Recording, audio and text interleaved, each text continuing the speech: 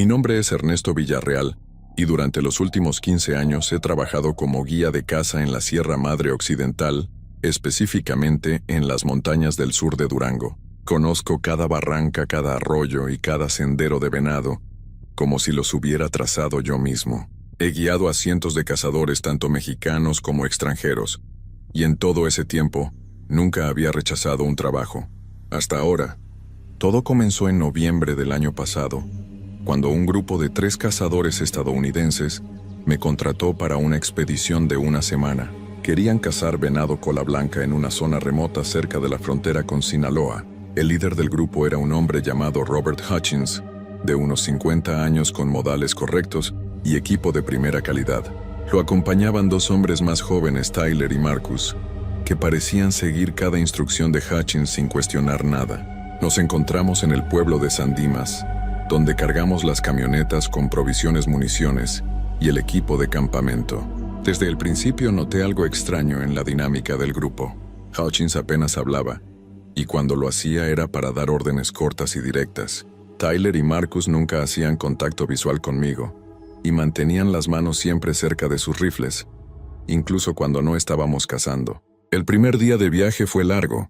Tomamos caminos de terracería que serpentean entre pinos gigantes hasta llegar a un área donde había establecido un campamento base años atrás. Era un claro natural junto a un arroyo con suficiente leña y agua fresca. Montamos las carpas antes del anochecer y preparé café, mientras los hombres revisaban sus armas con una meticulosidad que me pareció excesiva. Esa noche, alrededor de la fogata, Hutchins finalmente habló más de lo usual.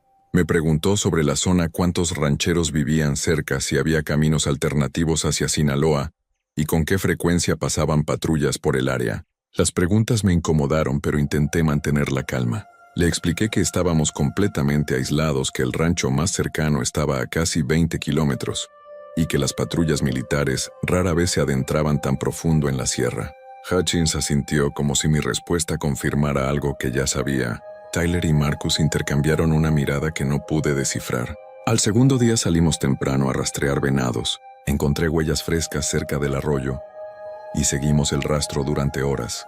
Los hombres caminaban en formación perfecta, manteniendo distancias exactas entre ellos como soldados. No hablaban entre sí y se comunicaban con señas de mano. Eso no era normal para cazadores recreativos. Fue entonces cuando encontré la primera señal. Mientras seguíamos el rastro me topé con una marca en un árbol. Era un corte profundo en forma de flecha apuntando hacia el sur. La madera expuesta era fresca, hecha probablemente en los últimos días. Me detuve a examinarla y noté que Hutchins se acercó rápidamente. «¿Qué es eso?», preguntó con un tono que no admitía evasivas. «No lo sé», respondí honestamente. «Tal vez algún otro cazador marcando territorio». Hutchins pasó los dedos por el corte y miró hacia donde apuntaba la flecha.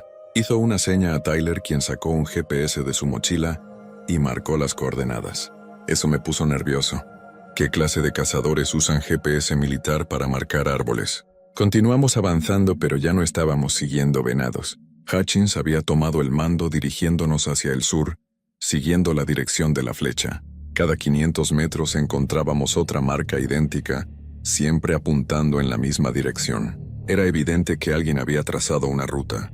Al mediodía llegamos a un claro donde encontramos algo que me heló la sangre. En el centro había un círculo de piedras ennegrecidas como los restos de una fogata, pero el suelo alrededor estaba excavado. Había 3 hoyos profundos cubiertos con ramas y hojas. Me acerqué con cautela y aparté las ramas de uno de ellos.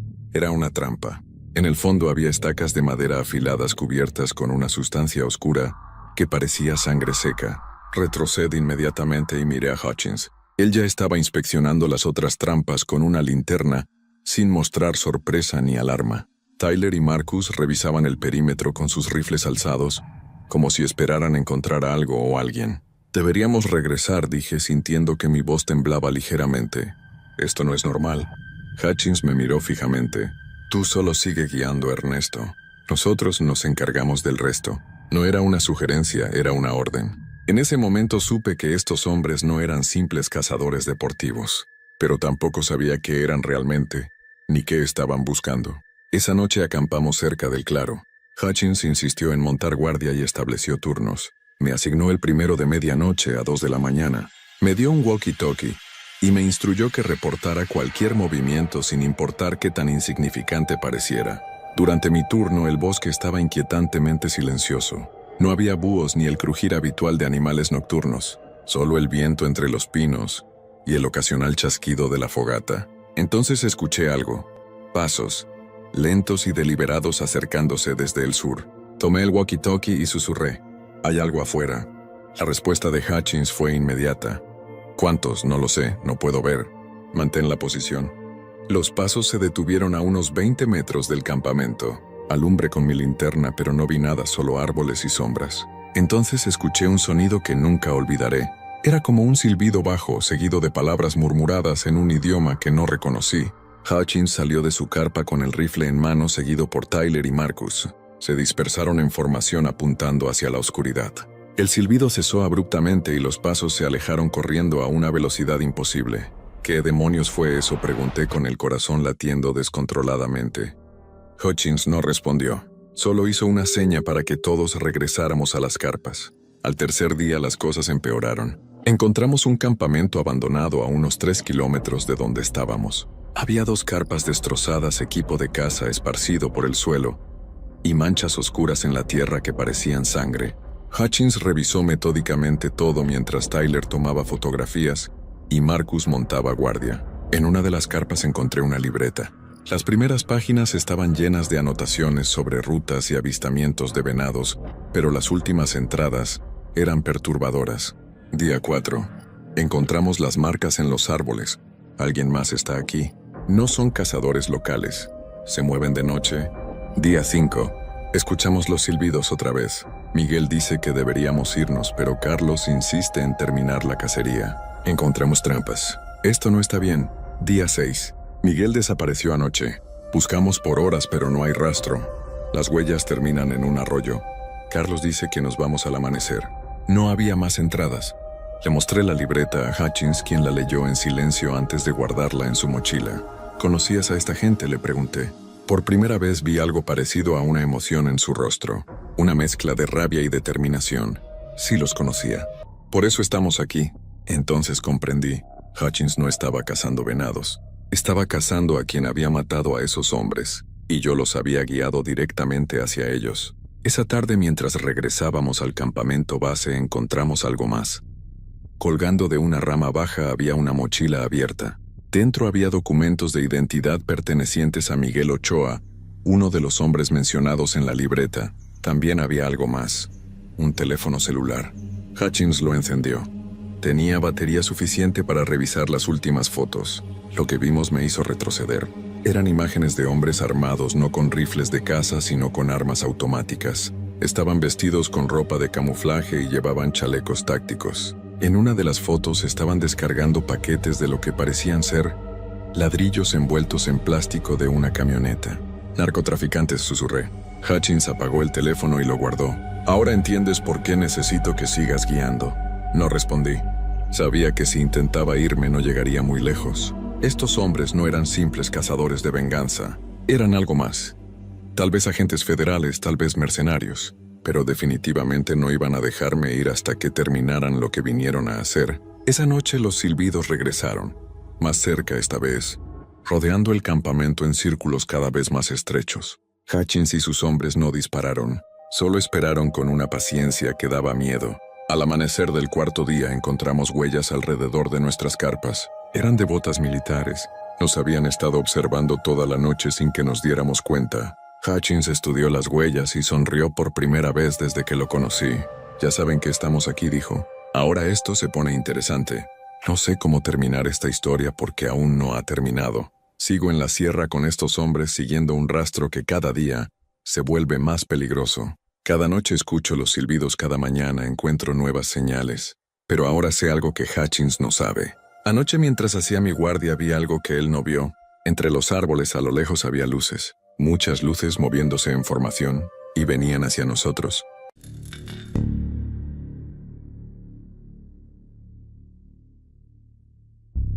Mi nombre es Miguel Ortega y llevo más de 20 años cazando en las montañas de la Sierra Madre Occidental en Chihuahua, México.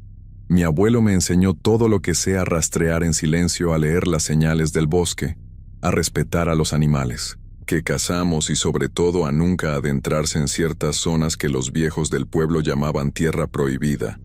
Siempre pensé que eran supersticiones, historias para asustar a los niños. Pero después de lo que viví el invierno pasado ya no estoy tan seguro. Era principios de diciembre cuando mi compadre Saúl me propuso una expedición de caza mayor.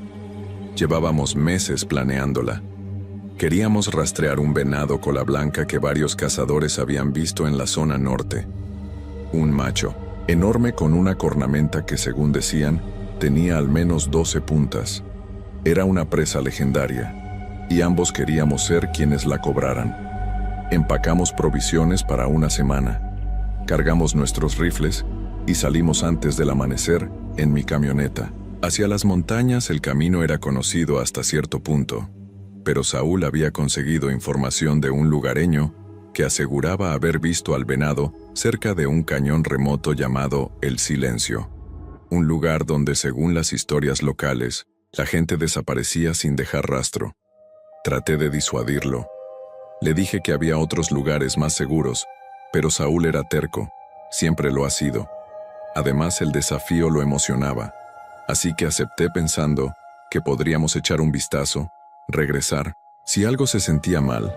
Llegamos al punto de partida a media mañana. El aire estaba helado y el cielo cubierto de nubes grises que amenazaban nieve. Dejamos la camioneta en un claro y comenzamos a caminar, adentrándose en el bosque de pinos. El terreno era irregular, con rocas cubiertas de musgo y arroyos congelados que crujían bajo nuestras botas. Saúl iba adelante siguiendo las coordenadas en su GPS, mientras yo vigilaba nuestro entorno buscando señales de vida animal.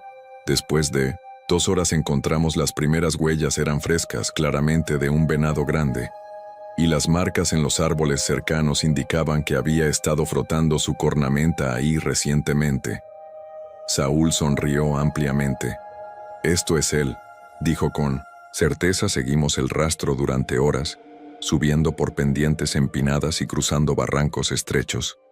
La vegetación se volvía más densa y el silencio más profundo. No había cantos de pájaros ni el zumbido de insectos, solo el crujir de nuestras pisadas y el viento soplando entre las ramas al caer la tarde. Llegamos a la entrada del cañón. El silencio era exactamente como lo describían las historias. Un desfiladero estrecho con paredes de roca que se elevaban más de 50 metros a cada lado. La luz del sol apenas llegaba al fondo, y una niebla ligera flotaba sobre el suelo como un manto gris. Saúl quería continuar, pero yo sentía algo en el estómago, una inquietud que no podía explicar. Propuse acampar ahí, montar nuestras tiendas y entrar al cañón por la mañana con mejor luz. Saúl aceptó a regañadientes. Montamos el campamento cerca de la entrada, encendimos una fogata y cocinamos algo rápido mientras comíamos.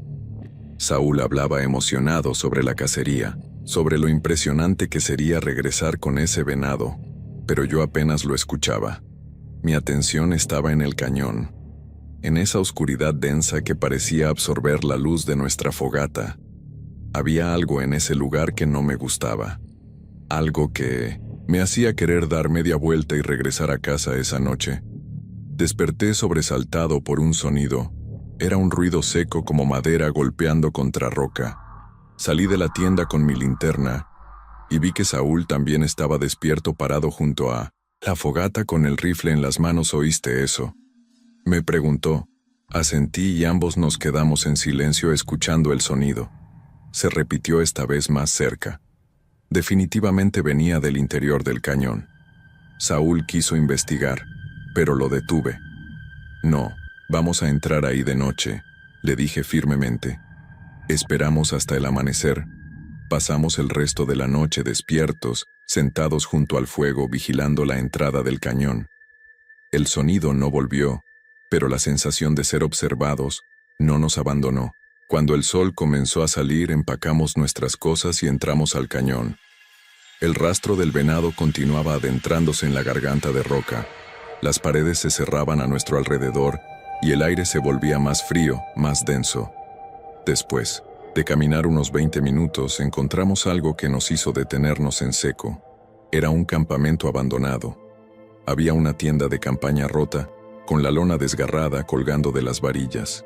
Alrededor, había mochilas abiertas, ropa esparcida y una estufa portátil volcada sobre su costado. Pero lo más perturbador eran las manchas oscuras en el suelo, manchas que parecían sangre seca. Saúl se acercó para inspeccionar mientras yo revisaba los alrededores buscando alguna señal de lo que había pasado. Encontré una libreta medio enterrada bajo unas hojas.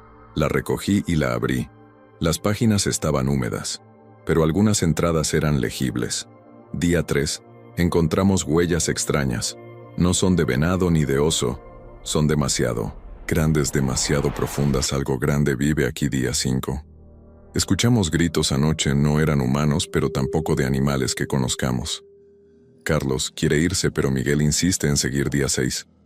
No deberíamos haber venido aquí. Algo nos está siguiendo. Lo vimos entre los árboles, alto, con ojos que brillaban en la oscuridad. Si alguien encuentra esto, no entren al cañón. Cerré la libreta sintiendo un escalofrío recorrer mi espalda. Saúl me miró y vi que él también había encontrado algo. Sostenía un rifle roto con el cañón doblado, como si algo lo hubiera retorcido con una fuerza descomunal. Esto no lo hizo un animal, dijo con voz temblorosa. Decidimos que era hora de irnos. Olvidamos el venado, olvidamos la cacería, solo queríamos salir de ahí. Pero cuando intentamos regresar por donde habíamos venido, descubrimos algo aterrador. El camino estaba bloqueado. Rocas enormes habían caído cerrando el paso, como si alguien o algo las hubiera movido deliberadamente. No había forma de escalar las paredes, eran demasiado empinadas y resbaladizas. La única opción era seguir adelante esperando encontrar otra salida. Avanzamos con cautela, con los rifles listos y los sentidos alerta. El cañón se hacía más estrecho y la luz cada vez más tenue fue.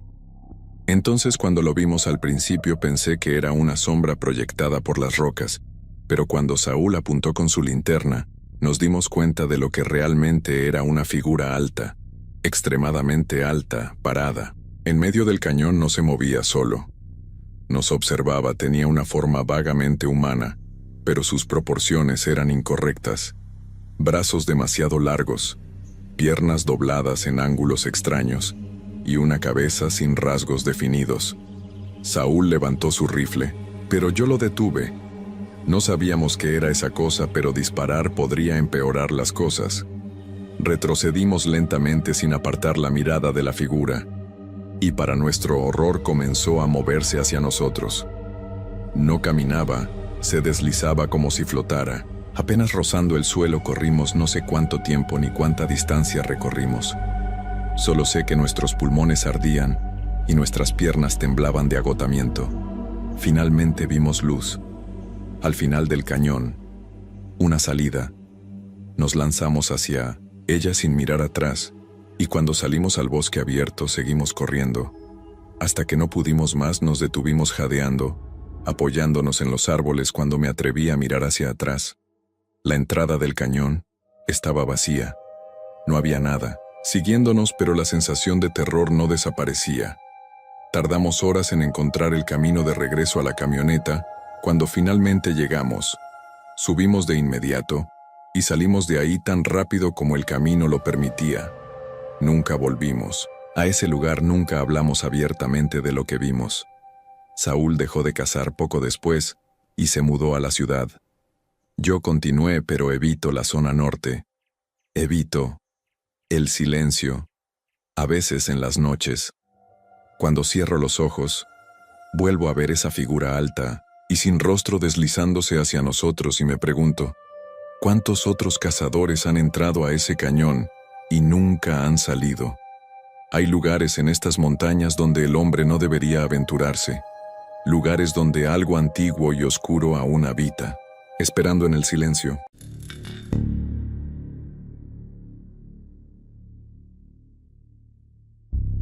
Mi nombre es Ernesto Villarreal, y llevo más de 20 años cazando en las sierras del norte de México, específicamente en la región montañosa entre Chihuahua y Durango. Conozco esos bosques como la palma de mi mano. He rastreado venados, jabalíes, que hasta pumas en terrenos donde la mayoría de la gente no se atrevería a entrar solo. Pero lo que viví hace 2 inviernos me hizo replantear todo lo que creía saber sobre esos montes y sobre lo que realmente habita en ellos. Todo comenzó cuando mi compadre Javier me llamó una tarde de noviembre para proponerme una cacería en una zona que él conocía cerca del ejido San Rafael. Era un área remota, a varias horas de cualquier pueblo, con acceso únicamente por caminos de terracería, que se vuelven intransitables cuando llueve. Javier me aseguró que ahí abundaban los venados cola blanca de buen tamaño, y que un conocido suyo nos prestaría una cabaña abandonada para pasar un par de noches. Acepté sin pensarlo 2 veces. Llevaba meses sin salir a cazar, y la idea de desconectarme del ruido de la ciudad me resultaba irresistible. Empacamos nuestras rifles, provisiones para 4 días, sleeping bags y una estufa portátil. Salimos al amanecer en la camioneta de Javier, una Ford vieja pero resistente, que había sobrevivido a incontables travesías por esos rumbos. El viaje fue largo y polvoriento. Atravesamos pueblos fantasmas donde apenas quedaban un par de casas habitadas y cruzamos ríos secos cubiertos de piedras blancas conforme subíamos la temperatura bajaba y los pinos se volvían más densos. Finalmente, después de casi 6 horas, llegamos a un claro donde se erguía la cabaña. Era una construcción rústica de madera y piedra con un techo. De lámina oxidada las ventanas estaban cubiertas con tablones y la puerta colgaba de una sola bisagra. Pero por dentro estaba sorprendentemente intacta. Había una mesa de madera maciza, un par de catres viejos y una chimenea que aún funcionaba. Javier encendió el fuego mientras yo descargaba el equipo. Esa primera noche fue tranquila. Cenamos carne seca con tortillas y café caliente, mientras planeábamos la ruta del día siguiente. Según Javier, había un cañón a unos 3 kilómetros al este, donde los venados bajaban a beber al arroyo temprano por la mañana. Era el lugar perfecto para una emboscada. Salimos antes del amanecer con las linternas frontales, iluminando el sendero estrecho que serpenteaba entre los árboles. El aire estaba helado, y nuestro aliento formaba nubes de vapor. El bosque estaba en completo silencio, ni siquiera se escuchaban pájaros, algo que me pareció extraño, pero no le di importancia. Llegamos al cañón justo cuando los primeros rayos del sol comenzaban a filtrarse entre las copas de los árboles. Nos posicionamos en lados opuestos del arroyo, ocultos detrás de rocas y matorrales. Esperamos durante horas, pero no apareció ningún venado. Lo único que vimos fueron huellas frescas en el lodo, huellas grandes, mucho más grandes de lo normal. Javier las examinó con el ceño fruncido. «Esto no es de venado», murmuró. «Es de algo más pesado». «Tal vez un oso», le respondí, que en esa región era raro encontrar osos, pero no imposible. Decidimos seguir las huellas por curiosidad. El rastro nos llevó más profundo en el cañón hacia una zona rocosa, donde el terreno se volvía irregular. Las huellas desaparecían y reaparecían como si lo que fuera que las dejó hubiera saltado entre las piedras. Finalmente llegamos a una cueva pequeña, medio oculta por arbustos secos. Javier sacó su linterna y alumbró el interior. Había huesos esparcidos por el suelo, costillas, fémures y cráneos, algunos claramente de venados, pero otros no pude identificarlos. En el fondo de la cueva había algo que parecía un montón de ropa vieja, pero al acercarme me di cuenta de que eran harapos humanos, una chamarra desgarrada, botas sin cordones, y lo que parecía ser una mochila destrozada. ¿Qué demonios pasó aquí?, susurré. Javier no respondió. Estaba mirando fijamente la pared de la cueva donde alguien había tallado algo con un objeto filoso. Eran símbolos extraños, círculos superpuestos con líneas que irradiaban hacia afuera como soles. Primitivos. Salimos de la cueva sin decir palabra. Ambos sabíamos que habíamos encontrado algo que no debíamos. La caminata de regreso fue tensa. Cada crujido de ramas nos hacía detenernos y voltear, pero no vimos nada cuando llegamos a la cabaña, Ya había oscurecido esa noche, ninguno de los dos pudo dormir bien. El fuego en la chimenea crepitaba y afuera el viento aullaba entre los árboles. Pero había otro sonido, un golpeteo rítmico, como si alguien estuviera tocando la pared de madera, con los nudillos. Javier se levantó con el rifle en las manos y abrió la puerta de golpe afuera. No había nada, solo la oscuridad absoluta del bosque. Pero en el suelo, justo frente a la entrada, había huellas las mismas que habíamos visto en Miocentesen. El cañón formaban un círculo perfecto alrededor de la cabaña, como si algo hubiera estado dando vueltas, observándonos al día siguiente. Decidimos irnos. No valía la pena arriesgar quedarnos otro día. Pero cuando intentamos arrancar la camioneta, el motor no respondió. Javier revisó bajo el capó y descubrió que alguien había cortado los cables de la batería con algo filoso. No era un corte accidental. Eran tajos limpios deliberados. Nos miramos sin saber qué decir. Estábamos varados, a kilómetros de cualquier lugar habitado sin señal de celular, y con la certeza de que algo o alguien nos había saboteado. Pasamos el resto del día intentando reparar los cables usando cinta aislante y alambres de repuesto que Javier llevaba en su caja de herramientas. Pero cada vez que salíamos de la cabaña, sentíamos que nos observaban desde los árboles. Al caer la noche, lo escuchamos claramente. Pasos alrededor de la cabaña, pesados, lentos, deteniéndose frente a cada ventana como si quien fuera estuviera inspeccionándonos. Javier apuntó su rifle hacia la puerta y yo hice lo mismo con el mío, pero ninguno de los dos se atrevió a salir. Entonces, escuchamos una voz. Era un susurro grave, casi inaudible, que parecía venir de todas direcciones a la vez. No distinguimos palabras, pero el tono era inconfundible. Una advertencia. Esa fue la noche más larga de mi vida. No dormimos ni un segundo. Solo esperamos con los rifles listos.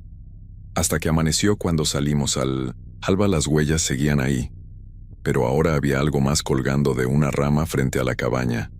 Estaba el cráneo de un venado recién despellejado, con los cuernos intactos y los ojos vacíos mirando directamente hacia la puerta. No esperamos, más terminamos de reparar la camioneta en tiempo récord y salimos de ahí sin mirar atrás. El motor arrancó milagrosamente y no paramos hasta llegar al primer pueblo. Nunca volvimos a esa zona y nunca hablamos abiertamente de lo que pasó. Javier vendió su camioneta poco después y dejó de cazar. Yo intenté olvidarlo. Pero hay noches en las que todavía escucho ese susurro grave y me pregunto si realmente salimos de ese bosque o si algo de nosotros se quedó allí atrapado entre los árboles esperando.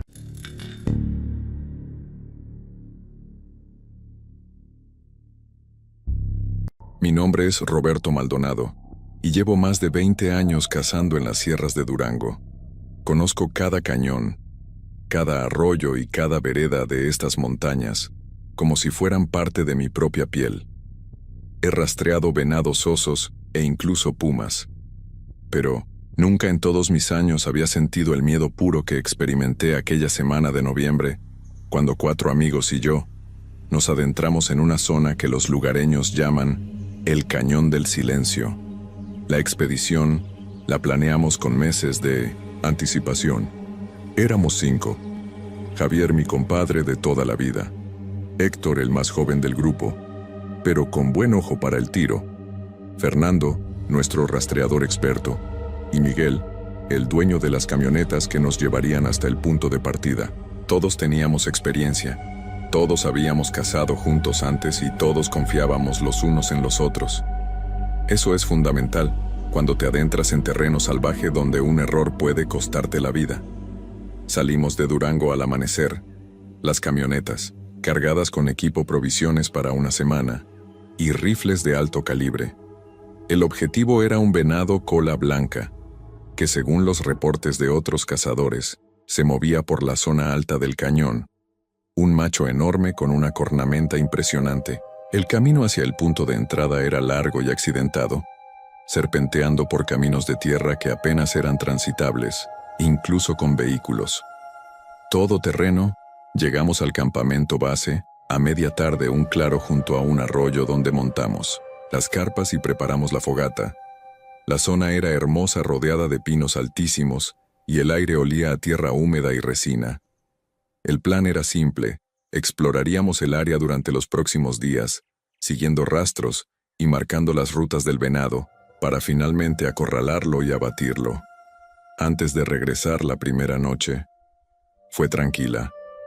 Cenamos carne asada, bebimos cerveza y contamos historias junto al fuego, como siempre hacíamos.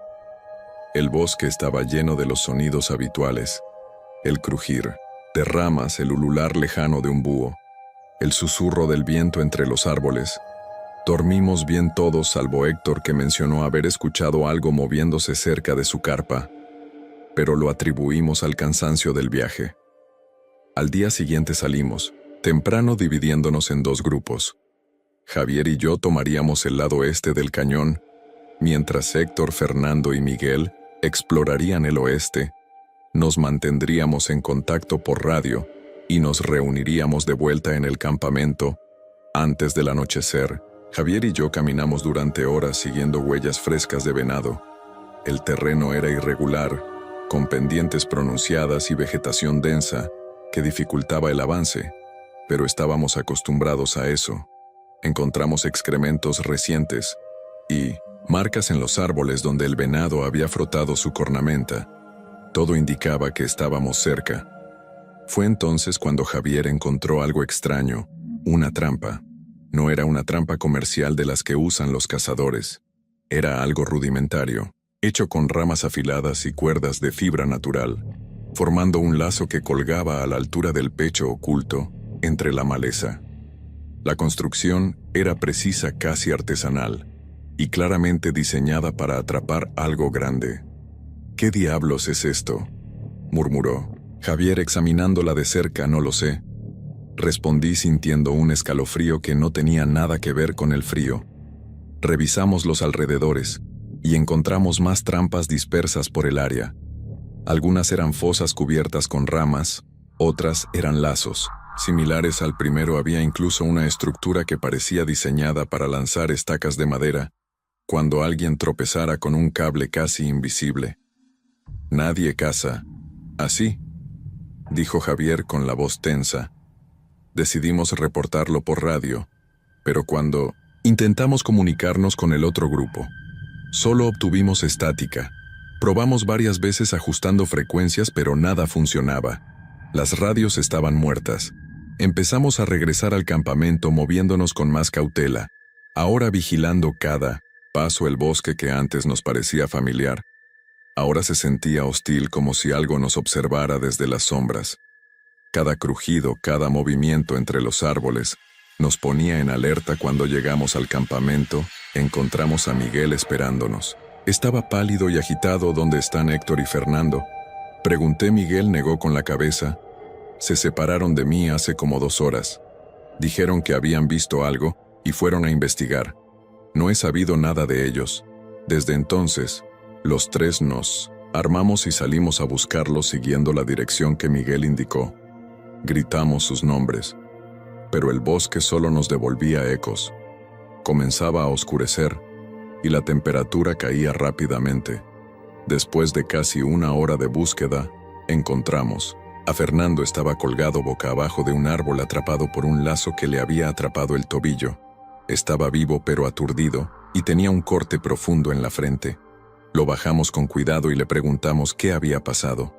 «Nos tendieron una trampa», dijo con voz temblorosa Héctor. Y yo estábamos siguiendo un rastro cuando de repente escuchamos un chasquido y algo me jaló hacia arriba. Héctor intentó ayudarme, pero entonces apareció, insistió Javier. Fernando tragó saliva. Alguien o algo corrió entre los árboles. No lo vi bien, pero era grande y se movía rápido.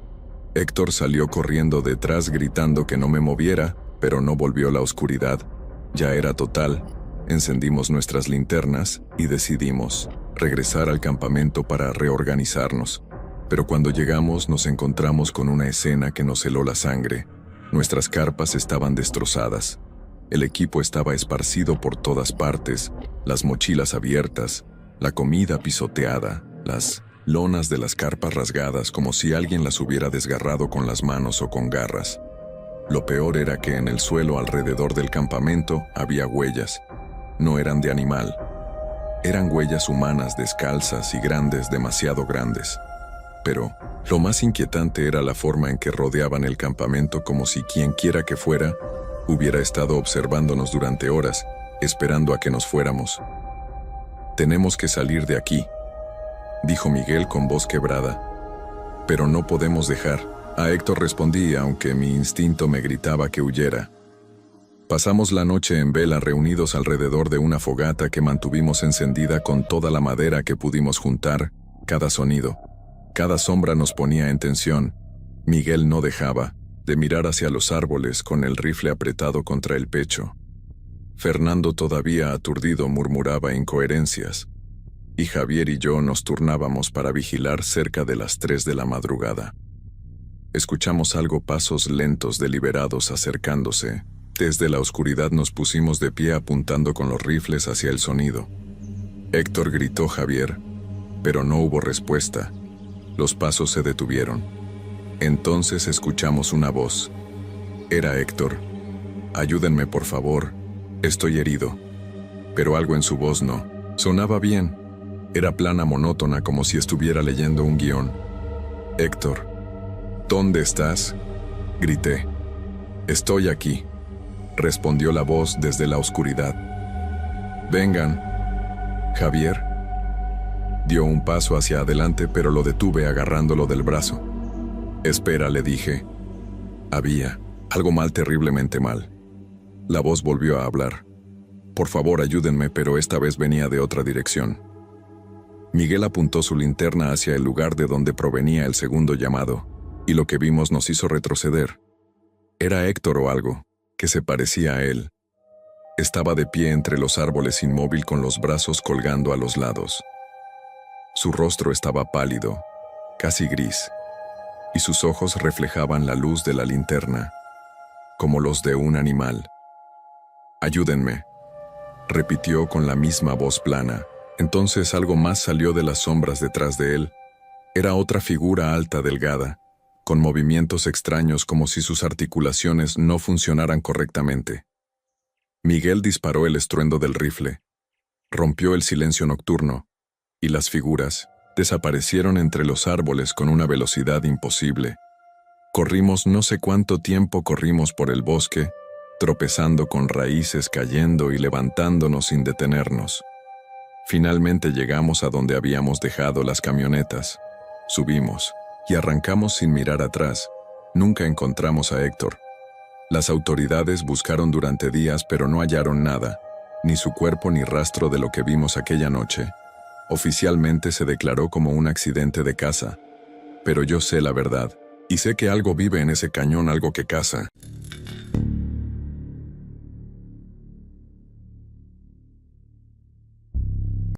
Mi nombre es Joaquín Salazar, y llevo más de 20 años cazando en las montañas de Coahuila, en el norte de México. Conozco cada cañón, cada arroyo seco y cada sendero oculto entre los matorrales y los pinos de la Sierra de Arteaga. He rastreado venados, jabalíes y pumas, siempre respetando las temporadas y las leyes, pero lo que viví hace 6 meses en esas montañas me hizo jurar que nunca volvería a cazar solo. Era principios de noviembre cuando mi compadre Esteban y yo decidimos adentrarnos en una zona que pocos cazadores visitaban, un valle remoto conocido como la Cañada del Silencio. Los lugareños evitaban ese lugar, decían que los animales desaparecían sin motivo, que los perros de caza se negaban a entrar y que más de un cazador había regresado con historias de sonidos extraños en la noche. Esteban y yo nos reíamos de esas supersticiones. Éramos hombres prácticos, acostumbrados a la dureza de la sierra. Salimos al amanecer en mi camioneta cargada con nuestras rifles, mochilas, tiendas de campaña y provisiones para 4 días. El camino de terracería serpenteaba entre cerros cubiertos de encinos y pinos retorcidos por el viento. Después de 3 horas llegamos al punto donde terminaba el camino transitable. Desde ahí seguiríamos a pie. El aire era frío y seco, y el cielo estaba despejado con un azul intenso que prometía buen clima. Caminamos durante horas siguiendo un antiguo sendero de cazadores, que apenas era visible entre la vegetación. Esteban iba adelante con su rifle al hombro silbando una canción vieja, mientras yo revisaba el mapa que había conseguido en el pueblo. Según los datos, habíamos entrado en territorio donde abundaban los venados cola blanca, pero hasta ese momento no habíamos visto ni una sola huella fresca. Al mediodía llegamos a un claro junto a un arroyo de agua cristalina. Decidimos montar nuestro campamento allí. Armamos las carpas, encendimos una fogata y preparamos café mientras descansábamos. Esteban sacó sus binoculares y exploró los alrededores, buscando movimiento entre los árboles, pero todo estaba extrañamente quieto. No hay pájaros, comentó frunciendo el ceño. Ni siquiera ardillas. Tenía razón, el bosque estaba sumido en un silencio antinatural, solo interrumpido por el murmullo del arroyo. Decidimos salir a explorar dejando el campamento armado. Subimos por una ladera rocosa siguiendo huellas viejas que parecían de venado, pero se desvanecían misteriosamente entre las piedras.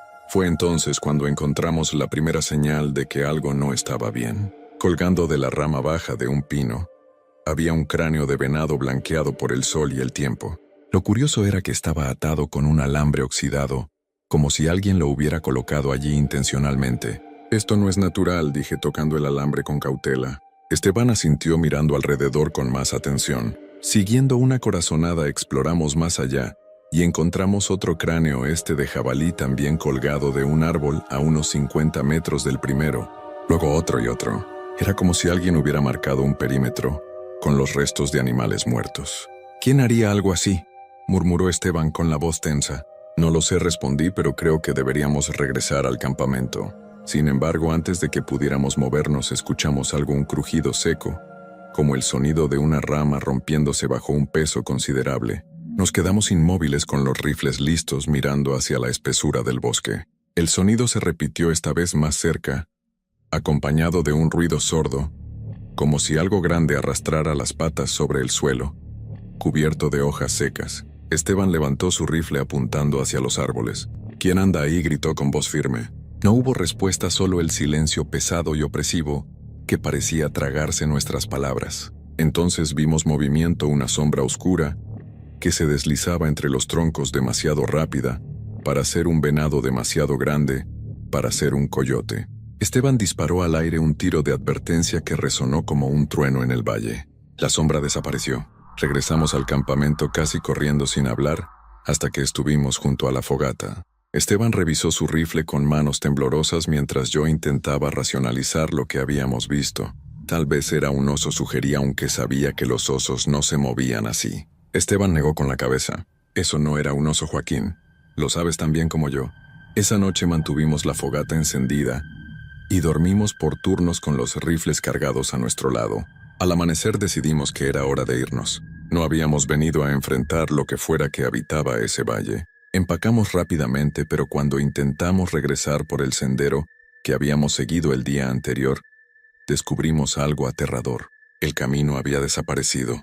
No estaba cubierto por vegetación ni borrado por el viento, simplemente ya no estaba. Las marcas que habíamos dejado, las ramas rotas, las piedras movidas, todo había sido restaurado como si nunca hubiéramos pasado por allí. «Esto no tiene sentido», dije, sintiendo el pánico trepar por mi garganta. Esteban sacó su brújula, pero la aguja giraba sin control sin encontrar el norte. Nuestros celulares no tenían señal y el GPS mostraba solo estática. Estábamos completamente perdidos en un lugar que conocíamos como nuestras propias manos. Decidimos seguir el arroyo pensando que eventualmente nos llevaría a terreno conocido. Caminamos durante horas, pero el paisaje parecía repetirse, como si estuviéramos dando vueltas en círculo. Los mismos árboles, las mismas rocas, el mismo silencio asfixiante. Fue entonces cuando escuchamos voces. Eran débiles, distantes, como si vinieran de muy lejos, pero claramente humanas. Nos miramos con una mezcla de alivio y desconfianza. ¿Quién más estaría en este lugar olvidado? Seguimos las voces hasta llegar a otro claro. Allí encontramos un campamento abandonado similar al nuestro, pero claramente más viejo. Había 2 carpas destrozadas, una fogata apagada llena de cenizas frías y objetos esparcidos por el suelo, mochilas abiertas, latas de comida vacías y, lo más inquietante, 2 rifles oxidados tirados en el suelo, como si sus dueños los hubieran dejado caer y nunca regresado. Esteban recogió uno de los rifles limpiando el polvo de la culata. Mira esto, me dijo señalando una inscripción grabada en la madera. Decía Ramón Herrera 1998. 25 años atrás. Mi sangre se heló. ¿Qué les pasó a estos hombres?, susurré. Esteban no respondió, solo miró hacia el bosque con los ojos llenos de miedo. Esa noche las voces regresaron, pero esta vez eran más claras, más cercanas. Eran gritos desesperados pidiendo ayuda, llamando nombres que no reconocíamos. Salimos de nuestras carpas con las linternas encendidas alumbrando en todas direcciones, pero no había nadie. Solo el bosque vacío y las voces que parecían venir de todas partes y de ninguna al mismo tiempo.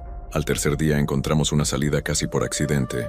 Mientras explorábamos una ladera rocosa, tropecé con algo enterrado en el suelo. Era una placa metálica vieja y corroída con un símbolo que no reconocí. Al moverla, descubrimos que marcaba el inicio de un viejo camino de leñadores cubierto por años de abandono. Seguimos ese camino sin mirar atrás, corriendo, cuando nuestras piernas lo permitían, hasta que finalmente vimos la carretera a lo lejos. Nunca hablamos de lo que pasó en la Cañada del Silencio. Esteban dejó de cazar por completo, se mudó a la ciudad y rara vez responde mis llamadas. Yo tampoco volví a esas montañas, pero a veces por las noches, cuando el viento sopla fuerte, escucho esas voces llamándome desde la oscuridad, recordándome que hay lugares donde el cazador puede convertirse en la presa.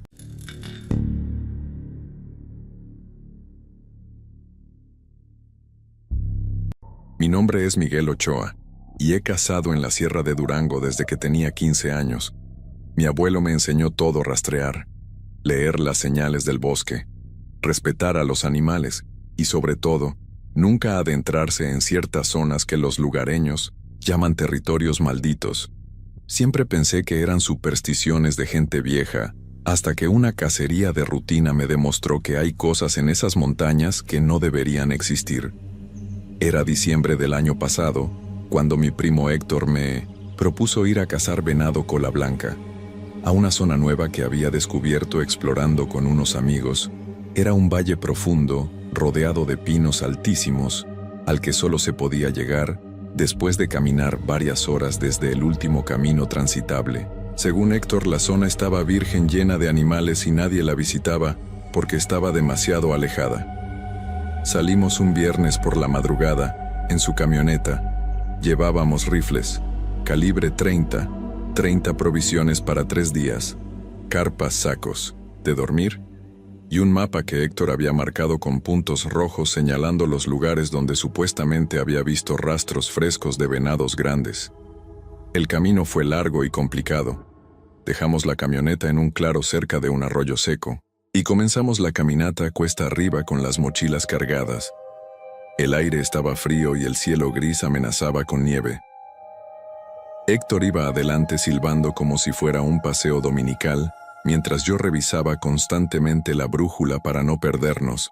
Después de casi 4 horas llegamos al valle.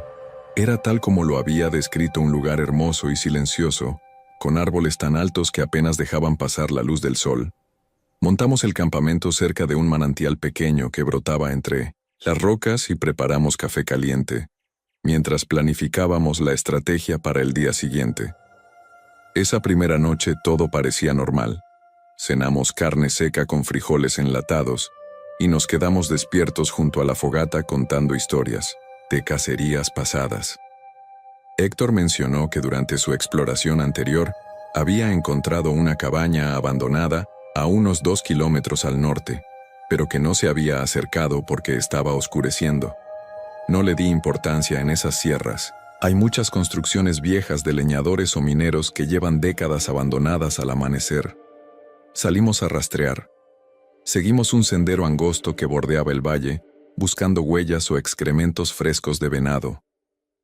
Encontramos varias señales, alentadoras, ramas rotas a la altura correcta, marcas de pezuñas en el lodo, y un par de rastros que indicaban que un macho grande había pasado por ahí. Recientemente decidimos separarnos para cubrir más terreno. Héctor iría hacia el oeste siguiendo el arroyo y yo subiría hacia una loma donde había visto movimiento entre los arbustos. Acordamos reunirnos de vuelta en el campamento. Antes del atardecer, subí despacio, deteniéndome cada pocos metros para escuchar y observar el bosque. Estaba Extrañamente silencioso, no había pájaros ni ardillas, ni siquiera el zumbido de insectos. Eso me puso nervioso porque un bosque completamente mudo siempre es mala señal.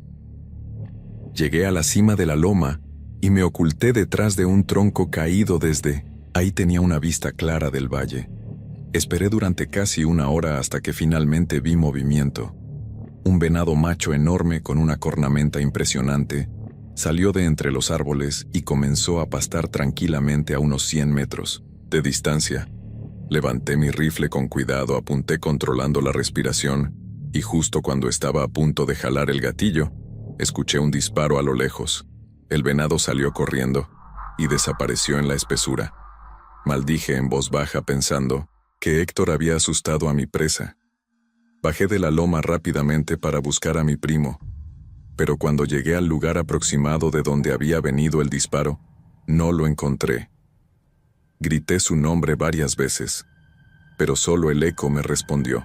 Intenté llamarlo por radio, pero no obtuve respuesta. Caminé durante más de una hora siguiendo la dirección del disparo, hasta que encontré algo que me heló la sangre en el suelo. Había un rifle. Era el de Héctor. Lo reconocí por las calcomanías que le había pegado en la culata. Estaba tirado junto a un árbol como si lo hubiera soltado de golpe. Revisé los alrededores buscando huellas o señales de lucha. Había marcas de botas que se alejaban en dirección norte hacia donde Héctor había mencionado que estaba la cabaña abandonada. Las seguí con el rifle en las manos y el dedo cerca del gatillo. Después de 20 minutos de caminata, vi la cabaña entre los árboles. Era una estructura vieja de madera con el techo parcialmente derrumbado y las ventanas sin cristales. La puerta estaba entreabierta, moviéndose ligeramente con el viento. Me acerqué despacio llamando el nombre de Héctor en voz baja. Empujé la puerta con el cañón del rifle y entré. El interior estaba oscuro y olía a humedad y algo más. Algo metálico y desagradable. Había una mesa volcada en el centro, rodeada de latas oxidadas y botellas vacías. En una esquina vi un saco de dormir viejo cubierto de moho. Pero lo que realmente captó mi atención fue la pared del fondo. Estaba cubierta de huesos colgados con alambres, costillas, fémures y varios cráneos de animales: venados, coyotes, jabalíes, todos dispuestos en un patrón extraño, como formando un altar en el suelo junto al saco de dormir. Había un cuaderno, lo recogí y lo abrí. Las páginas estaban llenas de anotaciones incoherentes, fechas, nombres y dibujos perturbadores de figuras humanas con cuernos. En una de las páginas, alguien había escrito con letra temblorosa: ellos no cazan para comer, cazan porque disfrutan vernos correr. Un crujido detrás de mí me hizo girar en seco. Era Héctor. Estaba de pie en la entrada de la cabaña, pero algo en él no estaba bien. Su ropa estaba rasgada, tenía arañazos en la cara, y sus ojos tenían una expresión vacía, como si estuviera en shock. «Héctor, ¿qué pasó?», pregunté acercándome. Él no respondió. Solo señaló hacia afuera con el dedo temblando. Salí de la cabaña y vi lo que había señalado a unos 30 metros. Entre los árboles había 3 figuras de pie, completamente inmóviles. Vestían ropa de camuflaje oscuro y llevaban máscaras hechas con cráneos de venado. Sus ojos nos observaban fijamente a través de las cuencas vacías. Sentí que el estómago se me revolvía. Agarré a Héctor del brazo y comencé a retroceder lentamente sin quitarles la vista de encima. Las figuras no se movieron al principio, solo nos miraban. Pero entonces, una de ellas dio un paso adelante y emitió un sonido gutural, como un gruñido animal. Corrimos no sé cuánto tiempo ni en qué dirección, solo corríamos entre los árboles, tropezando con raíces y ramas. Escuchábamos pasos detrás de nosotros, pesados, constantes, acercándose. Héctor cayó y lo ayudé a levantarse sin detenerme. Finalmente vimos el campamento a lo lejos. Dejamos todo ahí, las carpas, las mochilas. Todo, solo agarramos lo indispensable y seguimos corriendo cuesta abajo hacia donde habíamos dejado la camioneta. Tardamos horas en llegar. Ya estaba oscureciendo cuando finalmente vimos el vehículo. Subimos y Héctor arrancó de inmediato las llantas. Derraparon sobre la tierra suelta mientras salíamos de ahí, a toda velocidad. No hablamos durante todo el camino de regreso. Solo cuando Llegamos al primer pueblo. Nos detuvimos en una gasolinera y Héctor finalmente habló. Me encontraron, dijo con voz quebrada. Me persiguieron hasta la cabaña y cuando entré, me quedé paralizado. Solo me observaban esperando a que corriera de nuevo. Nunca reportamos lo que vimos, ¿quién nos creería?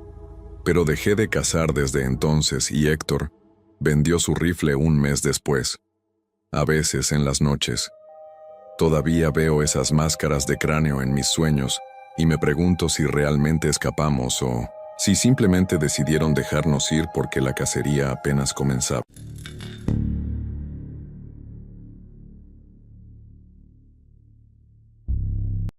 Mi nombre es Ernesto Villalobos y he cazado en los bosques de pino y encino del norte de Durango, México. Durante más de 15 años, conozco cada vereda, cada aguaje y cada rincón, donde los venados bajan a beber al amanecer. Mi padre me enseñó a cazar cuando tenía apenas 12 años, y desde entonces el bosque ha sido mi segundo hogar.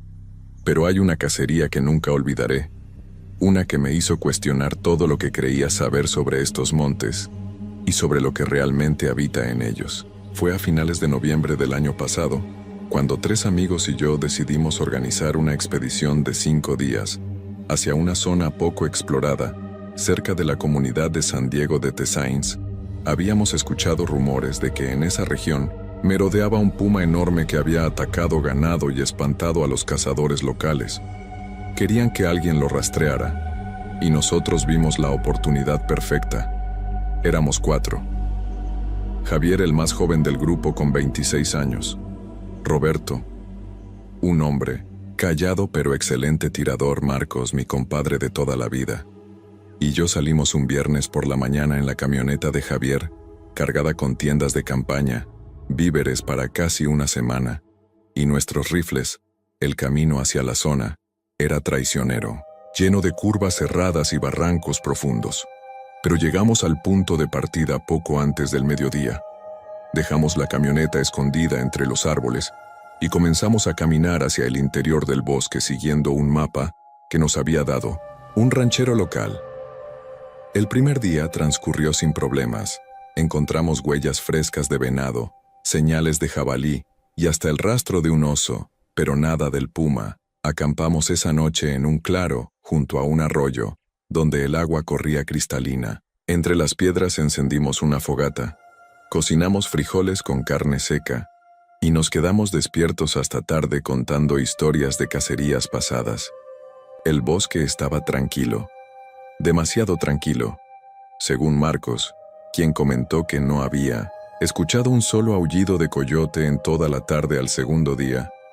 Nos adentramos más en la sierra, subiendo por una ladera empinada cubierta de pinos tan altos que apenas dejaban pasar la luz del sol. Fue Javier quien encontró la primera señal. Extraña, una serie de marcas en un árbol, arañazos profundos en la corteza, demasiado altos para ser de un puma común. Las garras habían dejado surcos de más de 10 centímetros de profundidad, y la madera astillada aún olía a resina fresca. Roberto midió las marcas con su mano y silbó impresionado. Esto lo hizo algo mucho más grande, dijo. Decidimos seguir el rastro de esas marcas. Encontramos más árboles arañados, cada uno con el mismo patrón, como si el animal estuviera marcando territorio. Pero lo perturbador era la distancia entre cada marca. A veces había más de 100 metros entre un árbol y otro, como si la criatura hubiera dado saltos imposibles. Marcos sugirió regresar. Dijo que algo no cuadraba, que ningún puma marcaba así. Pero Javier insistió en continuar. Quería esa presa. Quería ser quien cobrara al animal que tenía aterrorizada a toda la región. Esa noche acampamos en una zona rocosa, rodeada de formaciones de piedra que parecían columnas naturales. El viento soplaba entre las rocas creando silbidos inquietantes, y la temperatura bajó drásticamente. Nos metimos en nuestras tiendas temprano, pero ninguno pudo dormir. Cerca de la medianoche escuchamos algo, un sonido gutural profundo que venía de algún lugar en la oscuridad. No era un gruñido de oso, ni el aullido de un lobo, era algo intermedio. Un sonido que hacía vibrar el aire. Salimos de las tiendas con las linternas y los rifles listos. Alumbramos en todas direcciones, pero no vimos nada. El sonido se repitió, esta vez más cerca. Sentí como si proviniera de todas partes al mismo tiempo. Roberto disparó al aire, esperando asustar a lo que fuera que estuviera ahí afuera. El estruendo del disparo resonó en las montañas. Y después, todo quedó en silencio absoluto, un silencio tan denso que incluso el viento pareció detenerse. Pasamos el resto de la noche despiertos, sentados alrededor de la fogata, vigilando los límites de la luz. Nadie habló mucho. Cada uno estaba perdido, en sus propios pensamientos, intentando racionalizar lo que habíamos escuchado. Cuando el amanecer finalmente llegó, decidimos que era momento de replantear la cacería. Marcos y Roberto querían regresar. Javier seguía empeñado en continuar, y yo estaba dividido entre el instinto de supervivencia y el orgullo de no regresar con las manos vacías. Finalmente acordamos dar un día más. Si no encontrábamos nada concreto, volveríamos. Empacamos el campamento y nos movimos hacia el norte, siguiendo un cañón estrecho donde el ranchero nos había dicho que habían visto al puma por última vez. El terreno era difícil, lleno de piedras sueltas y pendientes resbaladizas. Mientras avanzábamos, noté algo extraño. No había señales de vida animal, nada de excrementos, huellas, ni siquiera insectos. Era como si todo hubiera huido de esa zona. Al mediodía, llegamos a una cueva oculta detrás de un matorral denso. La entrada era amplia y desde adentro emanaba un olor pútrido a carne podrida. Javier quiso entrar de inmediato, pero yo lo detuve.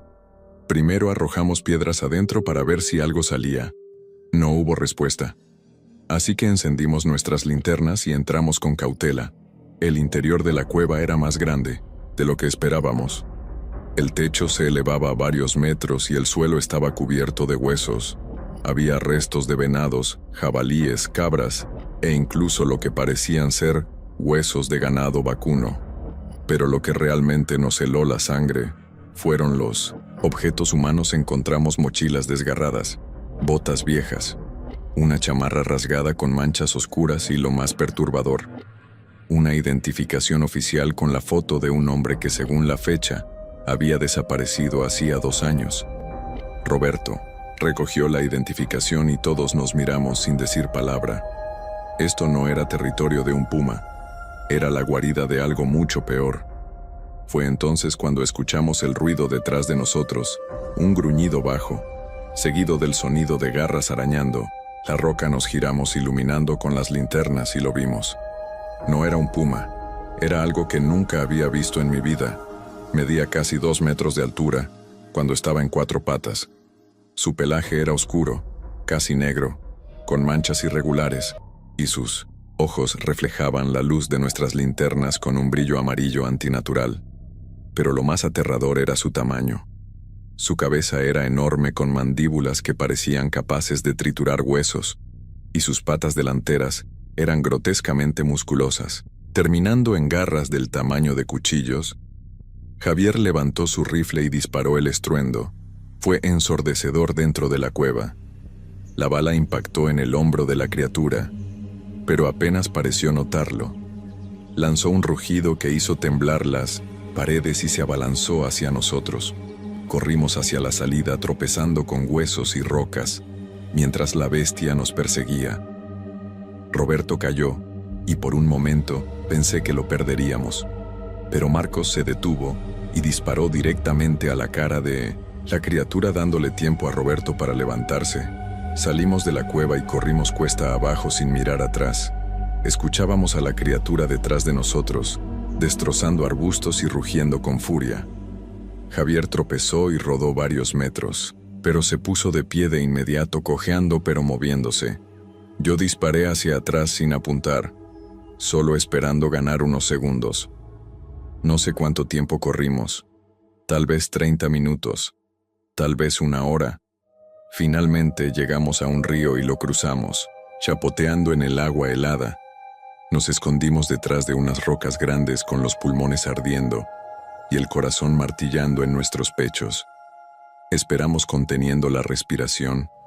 El silencio regresó, lentamente, solo el murmullo del río y nuestra respiración agitada después de lo que pareció una eternidad, nos atrevimos a asomarnos. No había señales de la criatura. Esperamos 1 hora más. Antes de movernos, sabíamos que no podíamos regresar por nuestro equipo ni por la camioneta. Tomamos rumbo hacia el sur caminando sin parar hasta que encontramos un camino de terracería. Un ranchero que pasaba en su pick-up nos recogió cuando vio nuestro estado.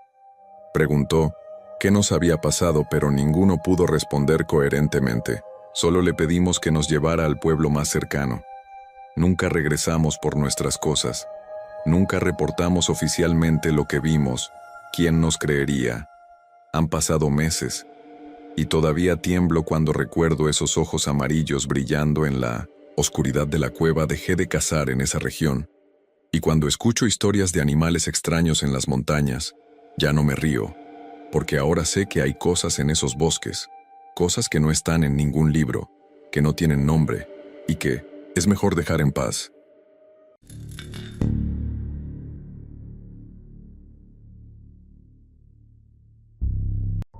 Mi nombre es Felipe Garza, y durante los últimos 18 años he trabajado como carnicero especializado en carne de caza en Santiago, Nuevo León. Mi negocio está en la carretera que lleva a la Sierra de Arteaga y la mayoría de mis clientes son cazadores que bajan de las montañas con sus piezas. Venado, jabalí, ocasionalmente algún borrego cimarrón. Conozco cada corte, cada textura, cada olor de la carne silvestre.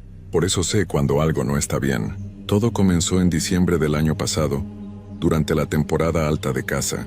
Un grupo de 5 hombres llegó a mi carnicería en una camioneta Toyota Tundra negra, con placas de Texas. El líder era un tipo fornido de unos 40 años que se presentó como James Kowalski. Los otros 4 apenas hablaban español, y se mantenían cerca de la camioneta fumando y revisando sus teléfonos. Kowalski entró con una hielera grande de las industriales, y la colocó sobre mi mesa de acero inoxidable sin decir palabra. Cuando la abrí vi un venado cola blanca descuartizado. Nada fuera de lo normal, excepto por un detalle: la carne tenía un color más oscuro de lo habitual, casi púrpura en algunas partes. ¿Cuánto tiempo lleva muerto?, pregunté tocando uno de los cuartos traseros. 6 horas, respondió Kowalski. Lo cazamos en la madrugada arriba en el cañón del Pajonal. Conocía esa zona. Era área protegida donde la caza estaba prohibida, pero no era mi problema. Mi trabajo era procesar la carne, no hacer preguntas. Sin embargo, había algo en el olor que me incomodaba. No era el típico aroma ferroso de la sangre fresca. Era más intenso, más ácido, como si el animal hubiera estado enfermo. Le voy a ser honesto, le dije.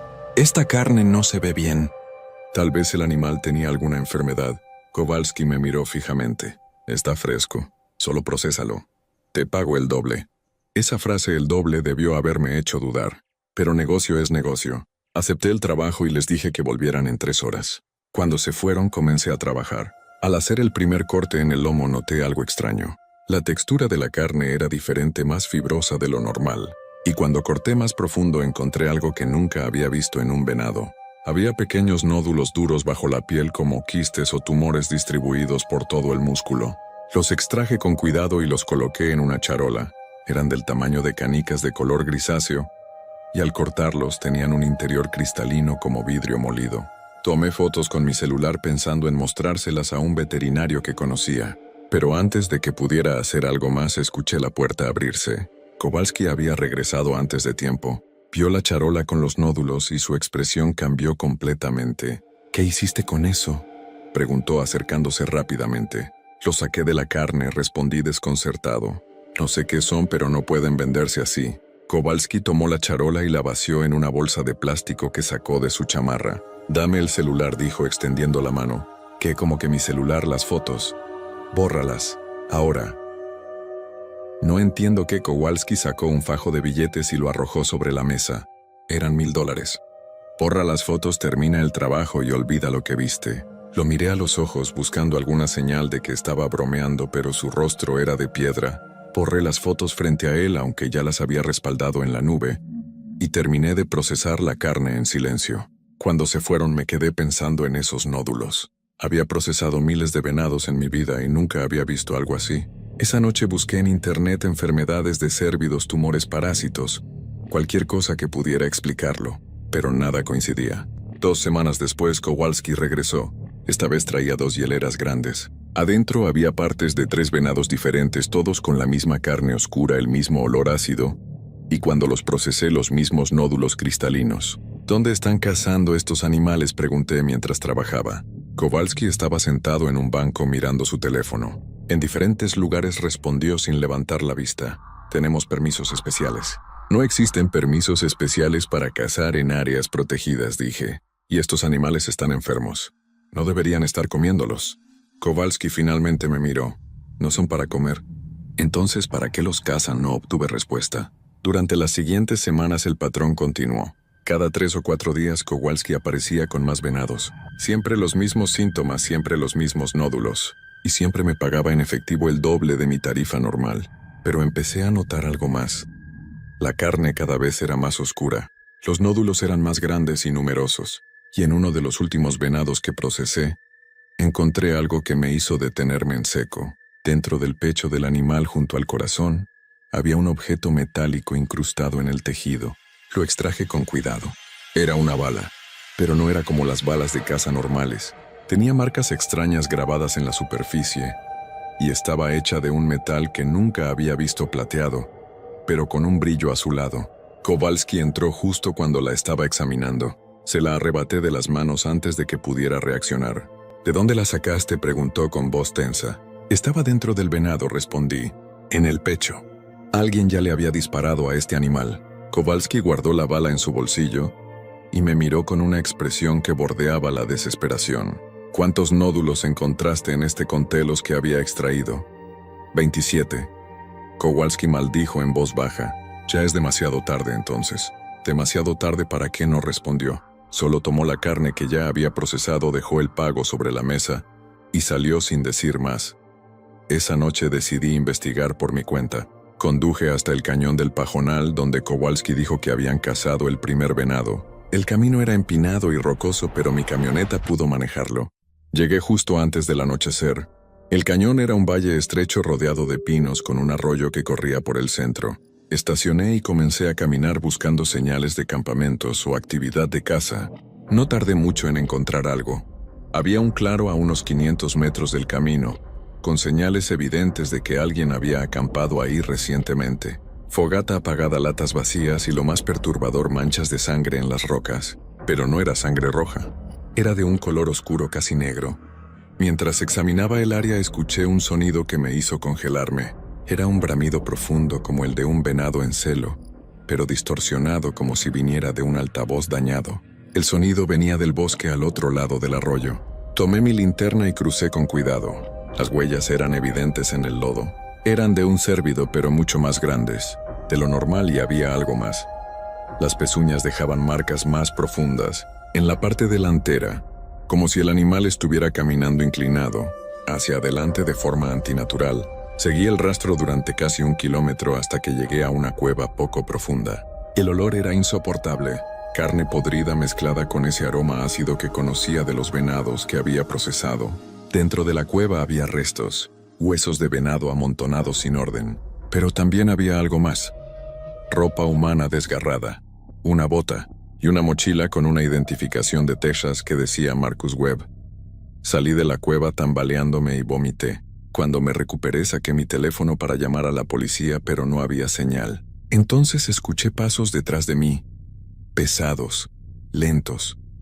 Me giré alumbrando con la linterna y lo que vi me quitó el aliento. Era un venado. O algo que alguna vez fue un venado. Medía más de 2 metros de altura, con una cornamenta retorcida y deformada que parecía crecer directamente del cráneo fracturado. Su piel estaba cubierta de esos nódulos cristalinos que ahora brillaban con una luz azulada en la oscuridad. Y sus ojos no eran ojos normales. Eran completamente negros, sin iris, sin pupila. El animal me miró y bramó de nuevo. Esta vez pude escuchar algo dentro del sonido. Una voz humana pidiendo ayuda. Corrí. No sé cómo llegué de vuelta a mi camioneta, pero lo hice. El venado no me siguió. Solo se quedó ahí parado a la entrada de la cueva observándome mientras me alejaba. Al día siguiente fui a la policía. Les conté todo: la cueva, los huesos, la ropa de Marcus Webb. Organizaron una búsqueda, pero cuando llegaron al cañón no encontraron nada. La cueva estaba vacía. No había huesos ni ropa ni evidencia de que alguien hubiera estado ahí. Me llamaron mentiroso. Dijeron que tal vez había visto a un oso, o que el estrés me había afectado. Kowalski nunca regresó a mi carnicería. Intenté buscarlo, pero el número que me dio estaba fuera de servicio. La camioneta negra con placas de Texas desapareció. Cerré mi negocio el mes pasado. No puedo seguir trabajando con carne de caza.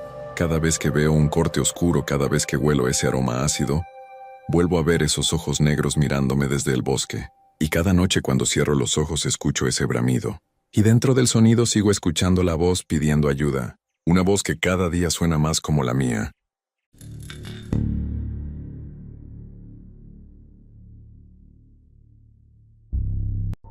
Cuando era niño, mi padre me llevaba a cazar a los bosques lejanos que rodeaban nuestro rancho. Yo disfrutaba de llevar el rifle al hombro y sentir la humedad del musgo en los pies, siguiendo huellas de venado o de jabalí. Sin embargo, con el paso de los años descubrí que esas arboledas enmohecidas y las montañas cubiertas de pino guardaban secretos que no formaban parte de ningún bestiario conocido. Él me hablaba de las presas más comunes, de los lobos que regresaban en invierno y de las grandes parvadas de patos que cruzaban los cielos. Nunca mencionó, en cambio, lo que voy a relatar ahora. Tal vez no lo sabía, o quizá temía manchar los recuerdos de mi juventud con historias de terror. Lo cierto es que crecí aprendiendo que la puntería, la paciencia y el sigilo implicaban la esencia del cazador, y jamás imaginé que algún día apuntaría mi rifle contra algo que desafiara mi cordura. Tras la muerte de mi padre, asumí el control de la vieja cabaña que tenía en la ladera norte de la sierra. Vivía allí por temporadas, arrendando mis habilidades de rastreo y cacería a turistas o vecinos que requerían ayuda para contener plagas de coyotes o alimañas. Me ganaba la vida sin mayores problemas. Guiaba a un par de hombres a cazar venados durante la temporada. Hacía frente si algún oso se metía demasiado cerca de un establo y organizaba pequeñas excursiones para observadores de aves.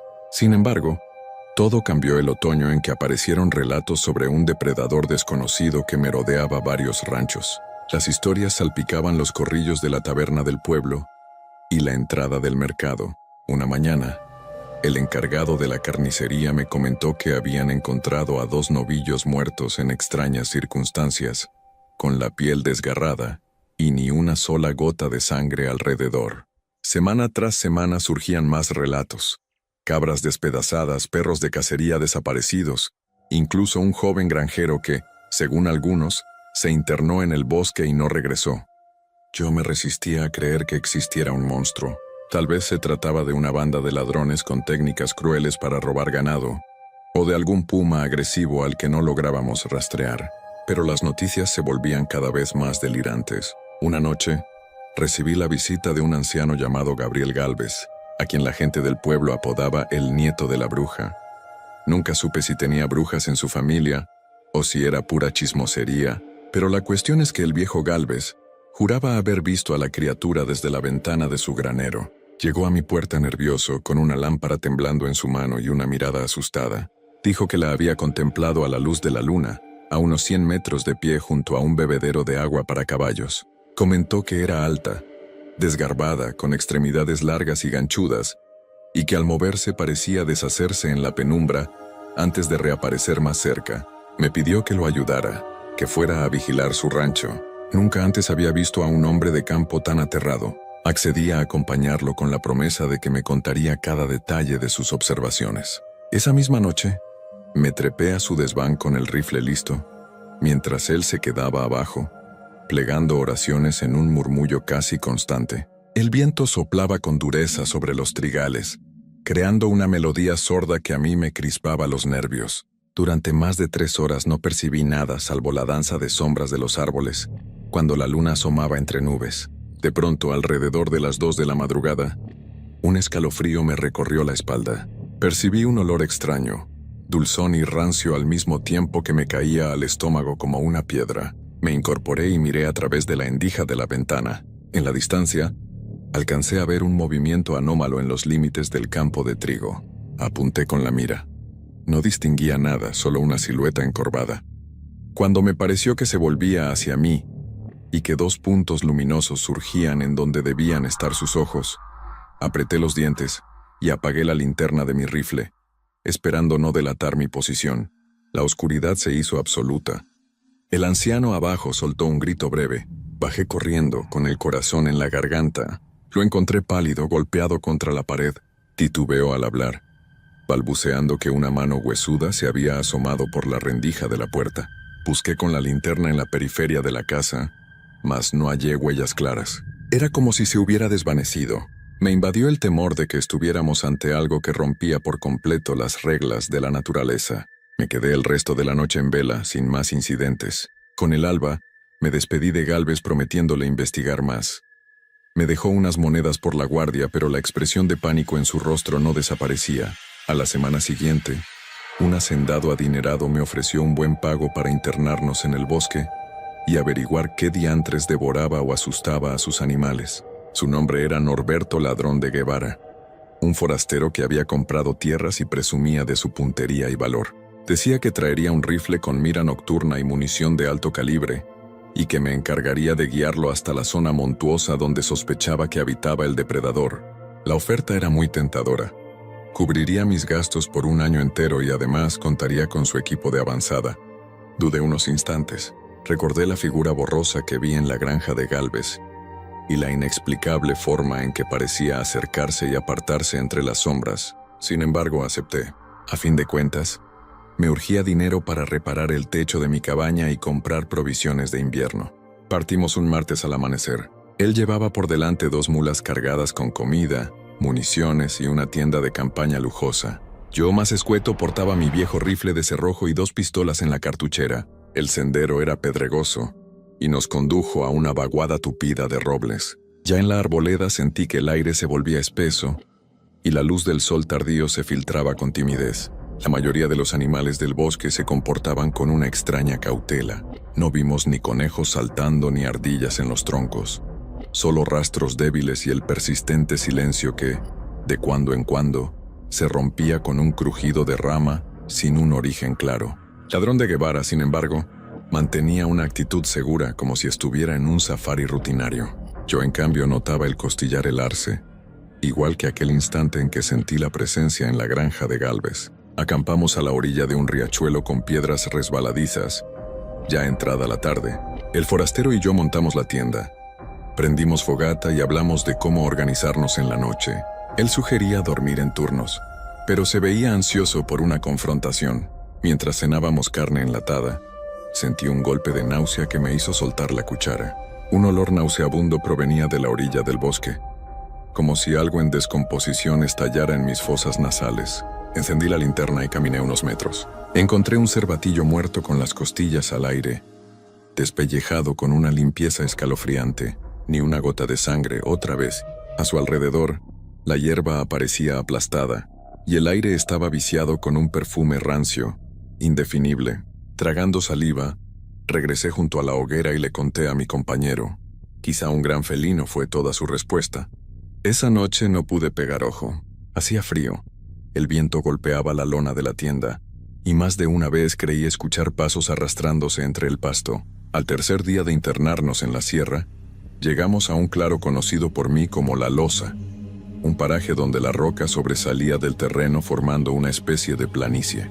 Por allí correteaban algunos venados pequeños, y era normal hallar restos de huesos que los coyotes dejaban.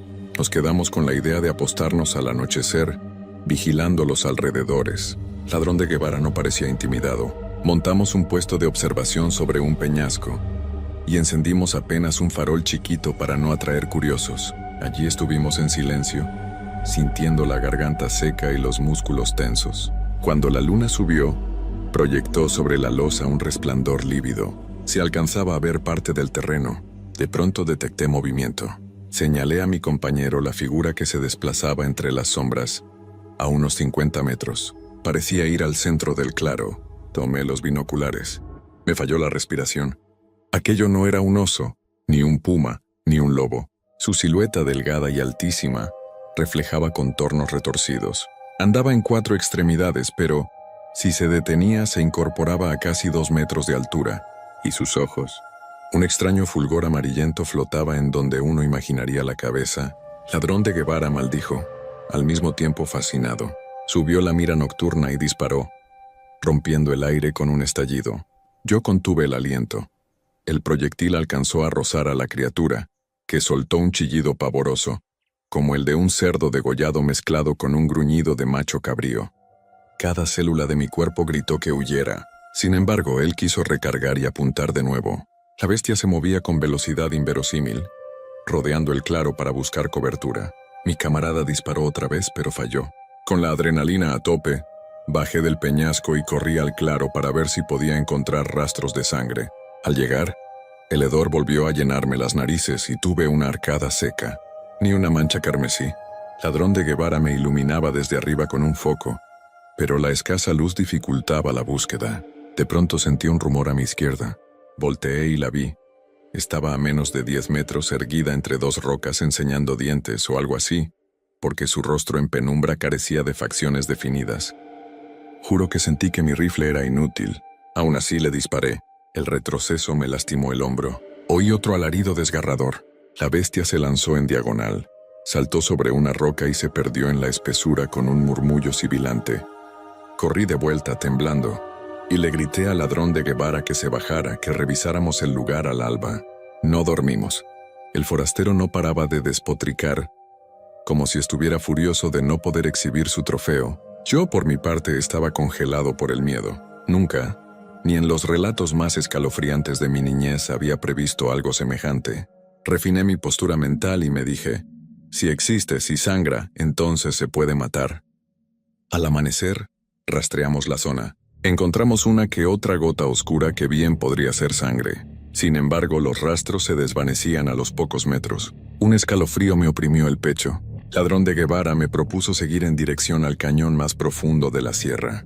Pensé que era una locura meternos sin refuerzos, pero él señalaba sus balas de punta hueca y me hablaba de una paga aún mayor. Acepté, a regañadientes, con la esperanza de que la criatura estuviese herida de verdad. Recorrimos durante horas un bosque tupido. Cada paso era una agonía, escuchando solo el crujir de nuestras botas y el forcejeo de las mulas. El silencio de los pájaros me enervaba tanto que daba ganas de gritar solo para romper la tensión. De pronto, advertí unas huellas en el barro. Parecían de pie humano, pero con marcas alargadas que remataban en puntas, como si fueran garras. Sentí que mi pulso se disparaba. Eran más grandes que mi propia huella, y se dirigían hacia una quebrada rocosa. Ladrón de Guevara sonrió de forma casi insana, y avanzó en esa dirección. Lo seguí, sabiendo que nos metíamos en la guarida del demonio. El lugar era un cañón ciego, bordeado de rocas y peñascos cubiertos de musgo. Rodeamos la zona lentamente. De pronto nuestras mulas se inquietaron. Una de ellas se negó a avanzar. Mi compañero, impaciente, arrió a la otra mula y me dijo que vigilara el entorno. Entonces lo oí, un jadeo áspero en la penumbra. Aquello me recordó el sonido de un fuelle, mezclado con un gruñido. Cargué mi rifle, me adelanté unos pasos y vi un hueco en la roca, casi como una cueva. Ladrón de Guevara se acomodó para apuntar la entrada. Yo, con el ánimo en vilo, di un paso hacia la oscura abertura. El hedor nauseabundo era insoportable, como si cientos de cadáveres se hubieran podrido allí. Venciendo el asco, entré un par de metros y alumbré con mi linterna. Encontré huesos esparcidos, algunos con la carne pegada, restos de vacas, cabras, perros tal vez. Me tapé la boca para no vomitar. De pronto un chisporroteo a mis espaldas me heló. La criatura salió rugiendo desde una grieta anexa, lanzándose sobre la mula que estaba detrás del ladrón de Guevara. La pobre bestia de carga relinchó de terror mientras era arrastrada a la cueva, con una fuerza brutal. Mi compañero gritó, disparó sin precisión. Cada estampido rebotó en los muros, llenándonos los oídos de un estrépito infernal. Salí corriendo de la cueva y vi la escena. La mula, ya con el cuello roto, era arrastrada por aquel ser informes que se retorcía y emitía un gruñido ensordecedor. Su cuerpo parecía lleno de protuberancias, y las extremidades se doblaban en ángulos antinaturales. Me apresuré a disparar, logrando acertar un tiro en su costado. Un chorro de líquido oscuro brotó. El bicho soltó a la mula y rugió contra mí. Sentí un pánico primario que me ató los pies al suelo sin poder moverme. Ladrón de Guevara, más sereno, recargó y disparó 3 veces seguidas. Uno de los impactos retumbó en el pecho de la bestia. El chillido que soltó me perforó los tímpanos, Luego se desplomó un segundo, como si fuera una masa informe, pero no quedó inmóvil. Se revolvió, se retorció, escaló la roca cercana y se zambulló entre las sombras. Mi compañero corrió tras él, y yo tuve el presentimiento de que era un error. Le grité que se detuviera, pero no me escuchó. Lo vi perderse detrás de unos matorrales. El viento arrastró un murmullo extraño y, acto seguido, retumbó un grito humano desgarrador. Me precipité con el rifle en las manos, esquivando piedras sueltas. Encontré al ladrón de Guevara tirado boca arriba, con la vista perdida y un tajo monstruoso atravesándole el torso. Sus ojos me miraban con un desconcierto aterrador. Parecía incapaz de emitir sonido. Solo un burbujeo de sangre que se acumulaba en su garganta. Quise ayudarlo. Apreté mi mano sobre la herida, mas era inútil. Sentí sus estertores hasta que expiró con un suspiro ahogado. El pánico me arañó la cabeza. La bestia ya no estaba allí. Se había esfumado. Lo único que quedaba era la sangre en la hierba y el cadáver de aquel hombre que vino confiado a cazar un monstruo. Me temblaban las piernas, pero forcejeé para mantener la calma. Miré en derredor. Nada, ni un movimiento. Revisé el pulso de mi compañero y confirmé que no había nada que hacer. El siguiente golpe de lucidez me gritó que saliera de allí, o correría la misma suerte. Intenté con todas mis fuerzas arrastrar su cuerpo para no dejarlo tirado. Sin embargo, pesaba demasiado. Estaba cubierto de balas, municiones y equipo. Opté por quitarle la escopeta, su cuchillo, las balas que pude y corrí con rabia a la cueva. Arrojé una antorcha encendida y varias municiones con la esperanza de que algo explotara y destruyera ese nido maldito. Un par de cartuchos tronaron, incendiando parte de la materia orgánica. Al poco, un humo fétido emergió. El estrépito resonó en aquella caverna como el eco de un trueno en un tubo metálico. Escuché un rugido dentro, pero no me detuve a ver qué pasaba. Corrí hacia la linde del bosque sin aliento, sintiendo los latidos en mis sienes. Las horas siguientes fueron una agonía. Subí y bajé pendientes, me extravié, bebí agua encharcada y solo deseaba escapar. Bajo el influjo del horror, creía percibir pasos detrás de mí, siseos a mi costado, sombras que me seguían. Logré con la última energía llegar a un camino de herradura que me llevó cerca de mi cabaña, ya de noche cerrada. Entré, atranqué la puerta y temblando me senté junto a la chimenea apagada. Recién ahí pude dejarme caer al llanto sordo que me retorcía el pecho. Esa madrugada, desperté a ratos con pesadillas, escuchando en mi mente el chillido de la bestia y el grito final del ladrón de Guevara. Al alba me incorporé, respirando trabajo y con un nudo en la garganta. Tenía que avisar a las autoridades aunque me tomaran por loco. Salí a caballo rumbo al pueblo.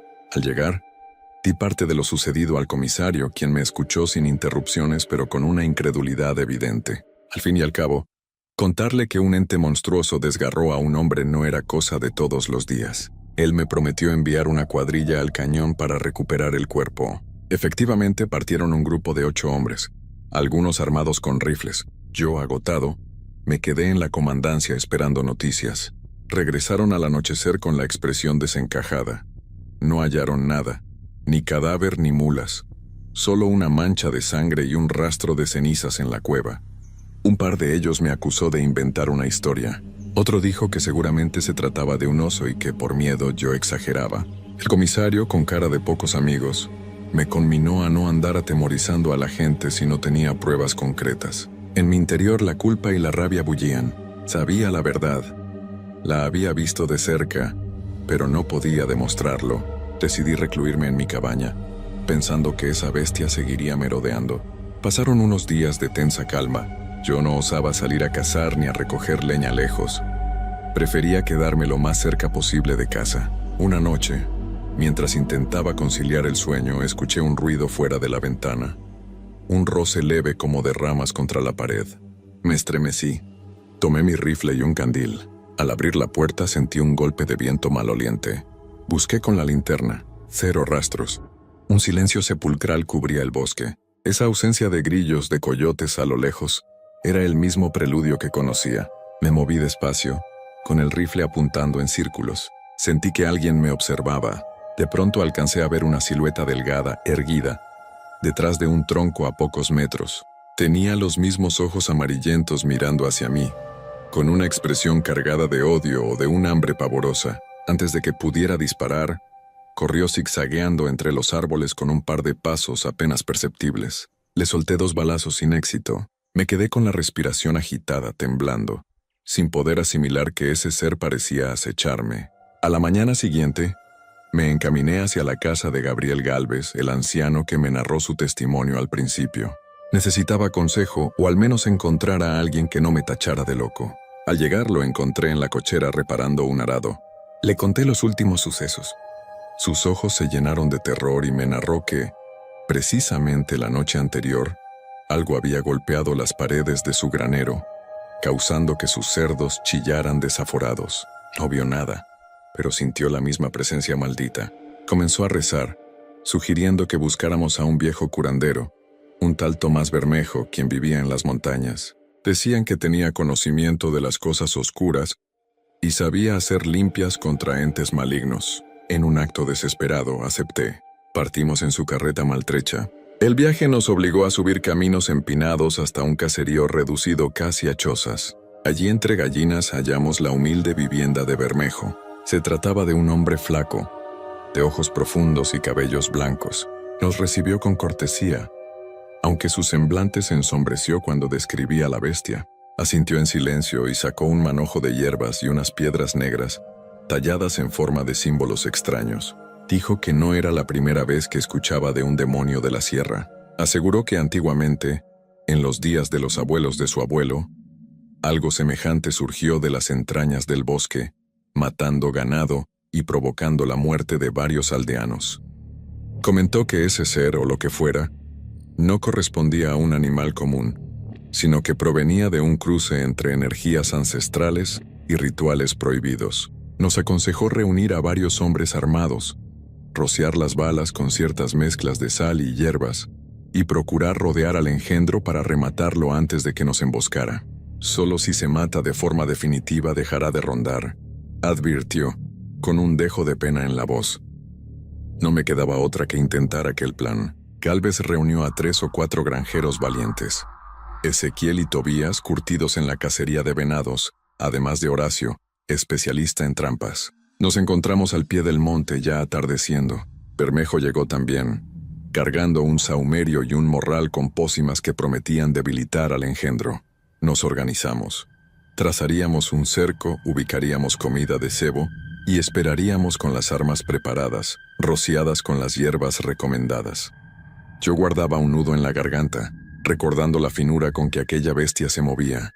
Esa velocidad casi irreal, pero no había vuelta atrás. Si no hacíamos nada, seguiría matando.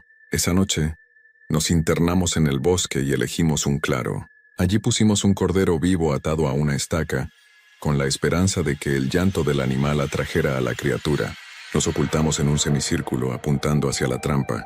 Bermejo quemó su copal y esparció un polvo que decía protegernos de hechizos. El cordero balaba asustado, y el aire parecía más denso que nunca. De pronto, llegó la calma absoluta. Desapareció el canto de los grillos y el murmullo de las hojas. Un olor agrio impregnó todo. Apunté y me pareció distinguir una forma en la orilla del claro, gateando en silencio.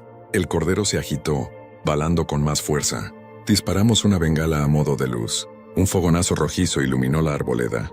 Allí estaba, en toda su extensión, la silueta huesuda, de brazos y piernas extralargos, con una cabeza triangular. El chillido que soltó sacudió nuestras entrañas. Se abalanzó hacia el cordero, y al mismo tiempo abrimos fuego. 7 u 8 detonaciones retumbaron al unísono. La bestia fue sacudida en pleno salto y rodó por la hierba, emitiendo un bramido horroroso. Salimos de los arbustos para rodearla, sin dejar de apuntar. Ezequiel se acercó con cautela. La vio retorcerse en convulsiones y disparó otra vez al pecho. Creímos que ya estaba muerta. Sin embargo, un segundo después alzó la cabeza y con un solo manotazo empujó a Ezequiel con tal fuerza que lo lanzó contra un árbol. El crujir de huesos se oyó atroz. Abrió fauces y un gruñido sordo emergió. Disparamos de nuevo, ahora casi a quemarropa. Sentí mi rifle golpearme la clavícula repetidas veces. La sangre o fluido oscuro salpicó el suelo, y la criatura se desplomó finalmente, quedando quieta. Hubo un silencio tenso. Ezequiel yacía inconsciente, o tal vez muerto, a un lado del tronco. Corría a atenderlo, pero nada pude hacer. Tenía el cuello torcido en un ángulo imposible. Murió al instante del impacto. Galvez y Tobías se acercaron a la bestia, temblando mientras Bermejo rezaba con voz apagada. Era un espectáculo espeluznante. La piel violácea, repleta de verrugas o bultos. Los huesos largos. Las garras al final de una mano casi humana. Tenía orificios donde deberían estar los ojos. Y un hocico sin labios, con dientes torcidos. El estómago se me revolvió y vomité a un costado. Tobías preguntó qué debíamos hacer. Bermejo sacó una botella con líquido inflamable y sugirió quemar el cadáver para no dejar rastro de esa energía maligna. Yo asentí, recordando la advertencia sobre la necesidad de destruirlo por completo. Eché el combustible sobre ese cuerpo inmóvil. Encendí un fósforo y el fuego se extendió con un crepitar siniestro. Un hedor indescriptible nos hizo toser, casi desmayar. La carne se abrazó, chisporroteando algunos fluidos. El humo me picó los ojos. En medio de la humareda, oí un gemido, como si la bestia moribunda soltara su último aliento. Un sonido capaz de erizar el vello a cualquiera. Reculamos unos metros y vimos arder hasta que no quedó más que ceniza y restos chamuscados irreconocibles. El sacrificio fue grande. Ese monstruo mató a 2 hombres, uno ante mis ojos y otro ante la mirada de todos. Pero al fin parecía haber terminado la pesadilla. Horacio y Galvez se quedaron callados, con un terror reflejado en sus rostros. Bermejo cerró los ojos un instante, rezando en voz baja. Comprendí que habíamos cumplido con algo determinante. Recogimos el cadáver de Ezequiel, lo envolvimos con una lona y emprendimos el retorno al amanecer. Fue un trayecto sombrío, salpicado de lamentos y rabia por la vida perdida. Horacio repetía que al menos habíamos salvado a quién sabe cuánta gente futura. Yo me mantenía en silencio, con el pulso duro y la mente nublada por imágenes atormentadoras. Con el tiempo, la anómala aparición de cadáveres de ganado cesó. Las historias en el pueblo se fueron olvidando.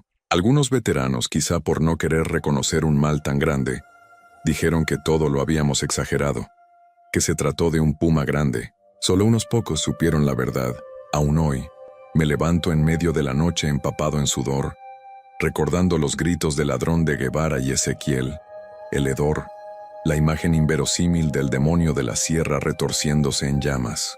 A veces pienso en las últimas palabras de Bermejo, que me dijo en el camino de regreso: cuando un ser así se manifiesta, es porque las raíces de la tierra y las sombras del hombre se entrelazan. Puede que un día renazca, en otro lugar bajo otro rostro, si alguien corrompe la sierra con actos oscuros.